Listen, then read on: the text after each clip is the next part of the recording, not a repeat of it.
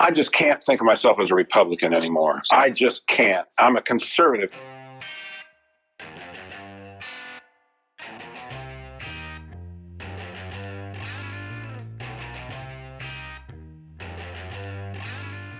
Welcome to episode 3 of season 3 of the Barney and Clyde Show, a podcast devoted to exploration of matters on the nation's plate of economic, sociocultural, or political nature from Clyde's perspective, which is libertarian, and my perspective, which is conservative.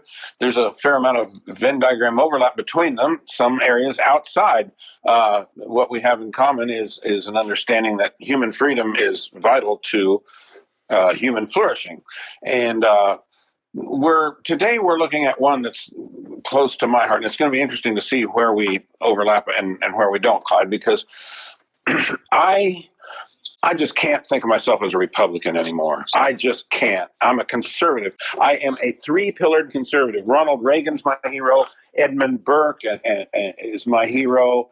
Barry Goldwater's my hero. William F. Buckley's my hero. Frank Meyer and Richard Weaver, and I know the whole Montesquieu and John Locke and James Madison, and the whole bunch. I'm steeped in the lineage, and and the three pillars are, of course, free market economics, and then two I characterize as an understanding why Western civilization has been a unique blessing to humankind, and three, a foreign policy and national security policy that reflects our interest in preserving that Western civilization and shaping our alliances and thusly. Anyway, 5 years ago, the Republican Party became a cult of personality, feverishly devoted to this one figure who, for my money, is a charlatan, completely devoid of core principles. He's a loudmouth. He demands personal loyalty when he gives none himself, and it was probably one of the least bad presidents that I can remember in my lifetime. Well, there's that. Everybody, but the judges. Yeah, and I, there is that. He peeled back a lot of regulation. But it was because those around him had his ear and said, "Hey, boss, this is going to make you look like a winner." Oh, it is? Okay, all right, sure, I'll do it. I believe that's he's not moored enough. He's not anchored to a core set of values and principles enough to do it on his own because he believed this stuff. But yesterday, what the House Republican conference did, voting Liz Cheney out of her the third highest leadership position in the House. I'm catching a lot of flack for that on social media, saying that's the death knell for the Republican Party. A lot of people say, "Oh, that's hyperbole. We're going to move past this, and I saw you kick the beehive on Facebook." Yeah, and Adam Kinzinger is now, who has been trying his best to shore up a sane Republican vision, is now speaking in pessimistic tones. Hold on, though. What's a sane Republican vision? Because if we're talking about the old guard, and the Cheneys and the Bush era people, and we're talking, Barney, we're talking about unbelievably intrusive government. We're talking about enormous spending. We're talking about warrantless domestic spying. We're talking about the worst of the worst kind of governance. And Kinzinger, I was watching some stuff with him, and I couldn't believe what a weenie little snake this guy was. Like, he just, like we are definitely seeing a Republican Party that is, stepping away from those three core conservative principles that you mentioned, for sure, but not that much further. I looked up at Liz Cheney and who's this other representative? Stefaniak. Elise Stefanik, who's going to take her place. Yeah, I looked at their voting records and they're like identical. It's like government subsidy, government handout, farm bill, Patriot Act. It's just like these are two communists that have very little differentiation between the two of them. Spoken like a true libertarian. Look, what constitutes a conservative voting record today is a sad, pale imitation of what it was 40 years ago. And you're exactly right that there's not a Republican in the legislative branch or the executive branch that has done a stinking thing to substantively cut our debt or really roll back taxes and do anything about addressing these entitlements, Medicare and Social Security that are awash in unfunded liabilities. That's my point. Was that as swampy and bad as the new Republican Guard is, the old Guard has no claim to conservatism whatsoever, in my opinion. Okay, and I'm going to give you a little benefit of the doubt here. It was that kind of thinking that led to the Tea Party back about 10 years ago, about 2011.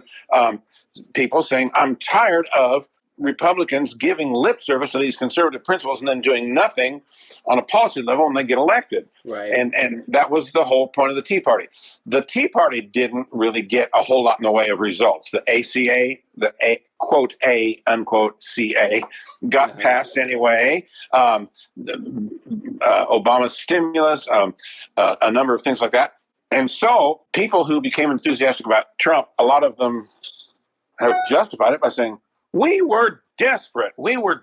No one, not even candidates that got in there on a Tea Party vote, were addressing what we were clamoring to have addressed. And so, and this guy said he would. And some of us, the range is from people who were downright enthusiastic about him to people who kind of swallowed hard because of his objectionable personal traits, but said he's going to. Were they wrong in that regard, though? Because they were desperate, and again, we're talking about the old guard, the Obama, Bush, McCain types. Their idea of stimulus back when they faced an economic crisis that they essentially created, their response to it was, let's give a whole bunch of money to a bunch of wealthy people, and let's fuel these companies, and people are tired of watching that happen. Every time there's, an economic situation, all the people who made the mess and all the people who aren't suffering the hardships of it get all the benefits of all the stimulus. And for the first time, I really think that Donald Trump, and again, I'm not a fan. I think there's a lot that's objectionable about the guy, but he turned the whole notion on its head and said, we're going to send checks to people. People are going to get actual money. You know what I mean? So I think that there's a little credit to be had there. And now that's what all the Democrats want to do constantly. It's like, oh, this check thing worked, or not checks, but this direct payments thing worked.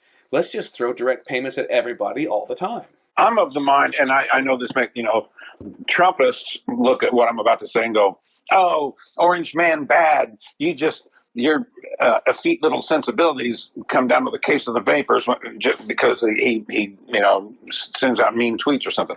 No, the guy on a demeanor level is just so disgusting. He demanded personal loyalty from everyone, and the people who left his administration, like John Kelly and Rex Tillerson and Olivia Troy and Miles Taylor have all said, the guy was just impossible to work with, and even Mike Pence, who's been you couldn't ask for a more loyal lapdog, but that famous speech that Trump gave on the Ellipse the day of January 6th, before the mob went up the street to storm the Capitol, he said, I'll be very disappointed in Mike if he doesn't do the right thing today. Well, what's wrong with that? What was? Because Mike Pence at that point had a constitutional obligation to oversee the counting of electoral votes. Mm-hmm. and the votes were in. They were there. All he had to do was dump the sack out on the table and count them, and which is what they finally got to do later in the evening. But he wanted Mike Pence to say, no, I'm not going to be party to this. I'm not going to. I see. He was carrying out a constitutional obligation, and Trump tried to make it like it was some kind of choice on the part of Pence. And then Pence, on the 20th, after the inauguration, the transition and swearing into the new administration, Pence arrives and gives remarks on the tarmac at Columbus, Indiana Municipal Airport. And the first thing he says is, I'd like to thank Donald Trump and his wife Melania for their stewardship over our country for the last 4 years. The guy had spent the last 3 weeks, I'm speaking of Trump, saying, Pence was clueless and ungrateful and shirking what he needed, what he should have done. He was more obligated to do. Horse hockey, he was morally obligated to do what he was constitutionally obligated to do.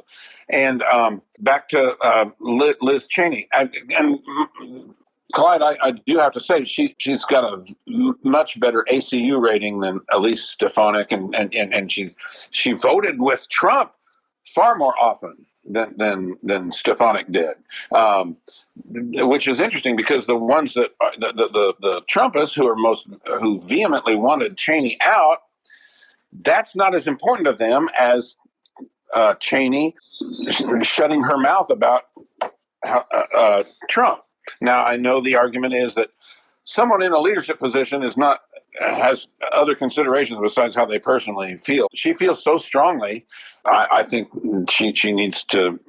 Her views need to be considered, and I think that she's demonstrated great courage. I want to talk about speaking of courage, what is with these people like? Let's take 3 examples. Nikki Haley, who shortly after the situation in January said, gave an interview in which she said Trump should accept the results and he needs to back off of what he's doing. But within weeks, she made the pilgrimage to Mar-a-Lago to kiss the ring. McCarthy did likewise. McCarthy and Trump got in a shouting match over the telephone the afternoon of January 6th. As the mob was inside the Capitol, McCarthy called the White House to see about getting more help to end this thing. And Trump said, I guess those people care more about election integrity than you do, or something to that effect. To which McCarthy shouted into the phone, do you know who the fuck you're talking to? And I mean, within weeks, he was making the pilgrimage to Mar-a-Lago. Then there's Ted Cruz. Ted Cruz, where to begin with Ted Cruz? Ted Cruz was my hands down favorite early on in the 2016 election cycle, principally because of his 25 for Freedom, I think he called it. Yeah. His list of 25 cabinet-level departments and independent agencies that he'd immediately dismantle, and some of them that badly have needed dismantling, such as housing and urban development, education, he had the IRS. He had a whole bunch of them. And I thought, this is my man, and he sounded so staunchly principled.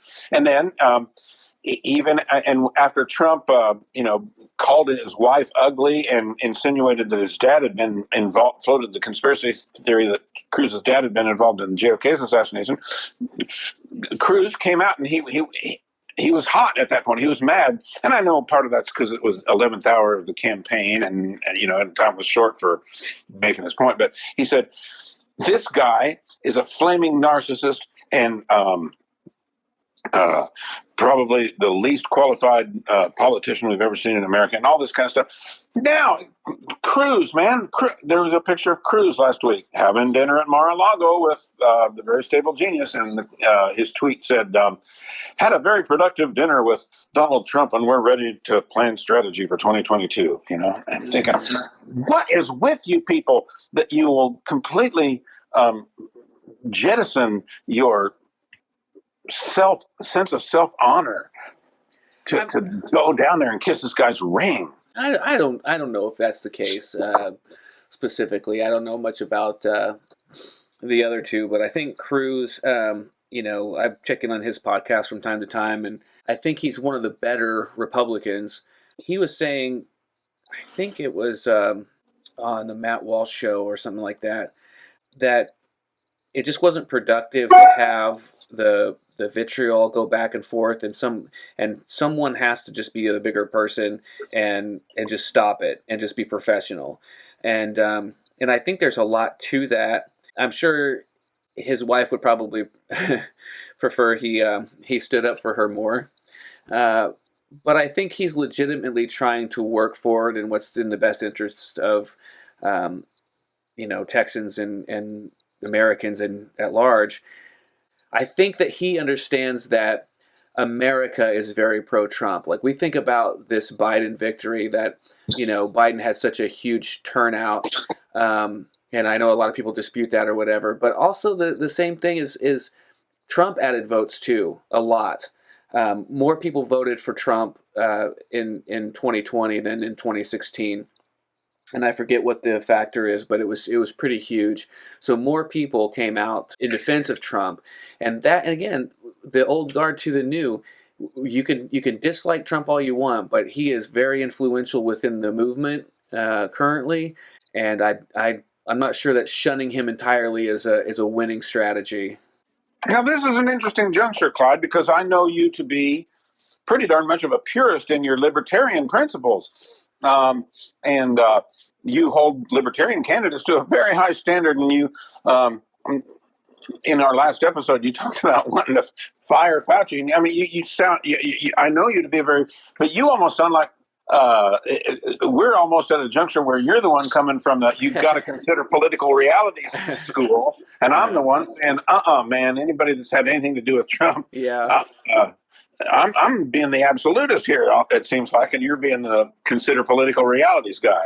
I'm both I'm simultaneously a pragmatist and a radical. You know what I mean? Like okay. I'm sort of like radical pragmatist fluid. I could switch to either one. Right. I think one has to take that perspective. If in my full perspective, libertarian perspective, Cruz is not ideal at all. He's not a free market type of guy. He's and that's another thing, if we've got time for it, I want to bring up. But anyway, go ahead. So anyway, yeah, on a pure level, I would thoroughly reject the Libertarian Party bringing Ted Cruz in to run for office as a libertarian. I would thoroughly reject that. Yeah, I can't see that. Because he wouldn't pass my purity test. But as he's a Republican, he doesn't have to pass my libertarian purity test. It's just like, okay, he's better than a lot of the other ones. You know what I mean? And that's the way I feel about Trump too. Is like, Trump sucks on a lot of levels. He massive amounts of debt added to our already impossible to pay down debt. He kept poking the fire with Iran. So there's a lot I don't like about Trump, but as a Republican and as an office holder, he actually did have some merits. He actually did try to broker peace between Israel and their neighbors. He tried to broker peace on the Korean Peninsula. He actually attempted. And even with Iran, he avoided conflicts when there could have been, when other politicians would have used the excuse to go to war. And again, I totally disagreed with him sending the order to assassinate Soleimani. So as far as I'm concerned, Donald Trump should be at The Hague for the rest of his life with Barack Obama, George Bush, Donald Rumsfeld, and they should all be on bread and water until the day they die. But as far as political realities go, I just don't see it being worse than a Bush, Obama, or Hillary Clinton. Okay, I just find Trump to be such a very bad man and a, a human being devoid of any kind of integrity or depth or humanity. And I think it was the most colossal mistake the Republican Party ever made to nominate him and then elect him president. But one thing one thing I wanted to make sure that that I would like to mention, a sort of a side effect of Trumpism's complete permeation of the Republican Party is this notion that you're seeing on the part of Marco Rubio and Florida's senator and a House member from here in Indiana, Jim Banks, who represents the Fort Wayne district.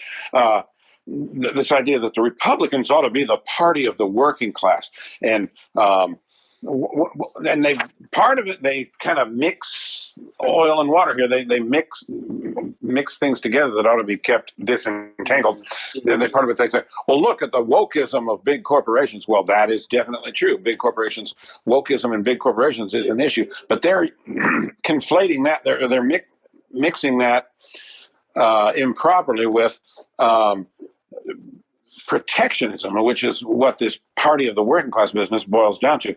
They would like to see nostalgia-driven policy that would harken back to a time that's never going to come back in this country. Where a couple of big industries in town could, employ everybody that wanted a job, and you could work there all your life and draw a nice pension and all that. Well, you think about the shortening lifespan of a corporation. It was something, the average lifespan of a S&P rated corporation back in the 1920s was like, I think, 65 years. And it's now, or as of about 2012, it was like 15 years, I think.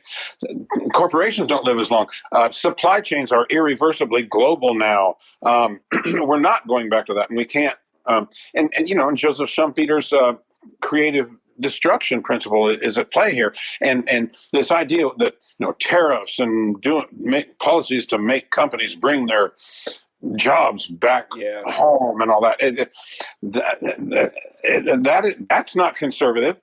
It's not libertarian either. But let me ask you a question then. So we both have sort of a vision of what the Republican Party should not be, right? Yeah. So what do you think it should be, and is there anyone, Ron DeSantis, who might bring it back into the fold? You know what I mean? Well, Ron DeSantis, I like a lot of things about him. He's kind of brash, but maybe that's needed. He's been brash though. He's been a little too close to Trump for my comfort, but I basically like the way he's handled COVID. I like his economic views generally. Of course, I see Adam Kinzinger very differently than you do. I see him as a guy with a steel spine and a heart of gold. And oh God, he goes on CNN and bashes the Republican Party, and just gross, man. Like what a puss ass. Just he just to me, DeSantis. Again, I don't know what his foreign policy views are. He's probably a neocon warmonger, and it's going to ruin it for me. But on domestic policy, I like that he's brave, and he's sort of in that he's sort of that diet Trump. It's like dialed back a little bit. You know what I mean? He's brave enough to say, no, you reporter are fake news, and you're telling lies, and these are the facts. I think he's brave enough to study the facts and make policy decisions based on them, and then to defend those, in the public view. So I think that's what we need: someone who's as brave as Trump, but isn't gross and can be professional. Okay, I think what it boils down to is that there are some things you like about Trump that you think, if not outweigh, at least balance his egregious traits. No, I don't. I can't. I think his objectionable traits vastly outweigh anything that I could give him credit for. Well, I think if we measure it in dead bodies and violence, I think he had a pretty good run. I don't Yeah. know.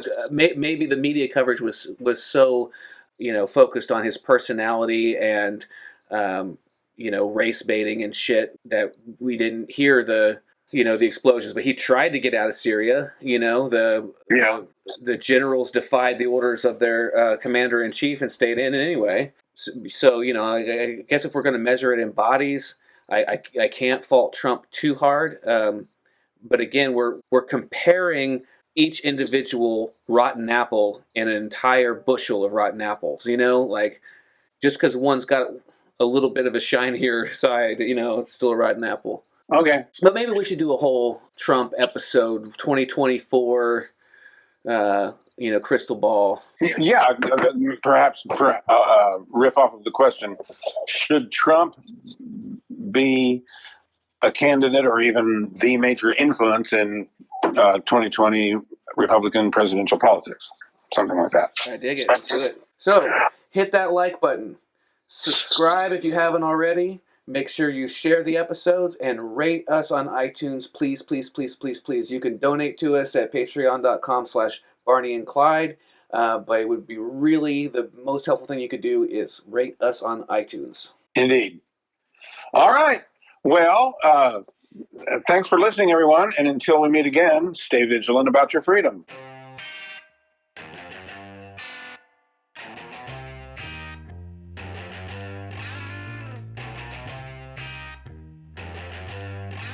Well, that's an interesting development.